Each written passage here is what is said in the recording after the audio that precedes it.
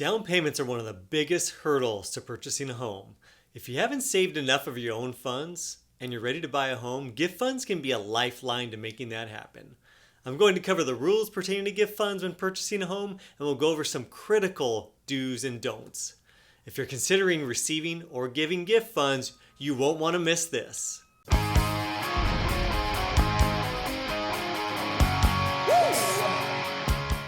With home equity at an all-time high and home prices soaring, many buyers are relying on gift funds from relatives to help them achieve the dream of home ownership. According to the National Association of Realtors, 28% of buyers used gift funds for a down payment in 2021. Let's talk about who can give gift money, how much can be gifted, the documentation requirements, and some tips to make the loan underwriting go as smoothly as possible. It's important to know that gift funds can be used for the purchase of either a primary residence or a second home.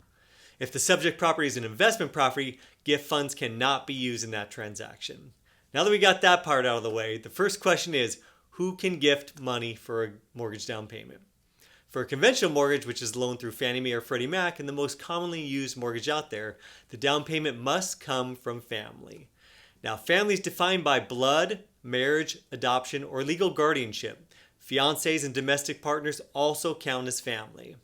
The definition of family expands all the way out to aunts and uncles, nieces and nephews, cousins, in-laws, and also includes adopted children, stepchildren, and foster children. For FHA loans, the definition of a family member is a little more narrow as it doesn't include cousins, nieces, and nephews, but they are more liberal as they do allow gifts from close friends that have a clearly defined interest in the client, and that can include extended families such as cousins, nieces, nephews, even godparents. VA and USDA loans have the most liberal requirements for gift funds.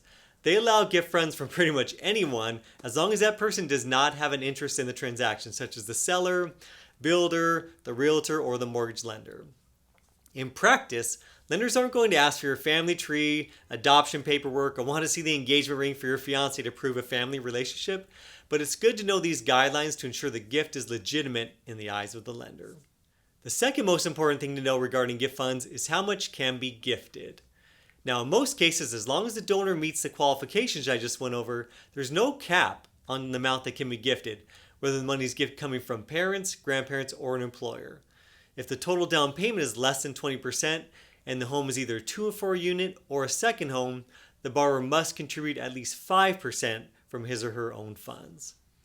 Now, gift funds can be used to pay for the earnest money deposit, the down payment, closing costs, and in most cases, if you need to pay off any debt such as a car or a student loan to qualify, lenders will allow gift funds for that purpose also.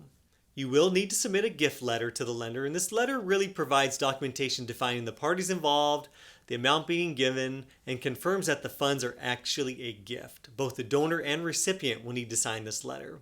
If you need an airtight gift letter that I've used on dozens of transactions over the years, please reach out and I'm happy to email that over. You really want to get this right the first time. And anytime you're using gift funds, your lender will require documentation providing the money has been transferred. From a practical standpoint, the cleanest way to transfer the funds that will require the least amount of scrutiny and documentation is to have the donor send the gift funds directly to escrow. When that occurs, the only documentation the lender will require is a receipt from escrow showing the amount transferred and the donor's name. That's it. When the gift funds are being transferred before closing, the documentation is a bit more burdensome to both the donor and the recipient.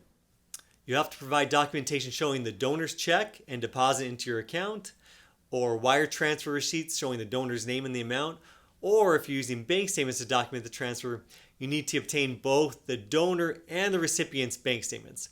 No one usually likes to do that. You'll want to make sure that the words loan, repayment, interest, etc. are nowhere to be found on the donor's check, any wire transfer details, or the gift letter. That can absolutely kill the deal, and the lender will actually treat those funds as a debt instead of a gift.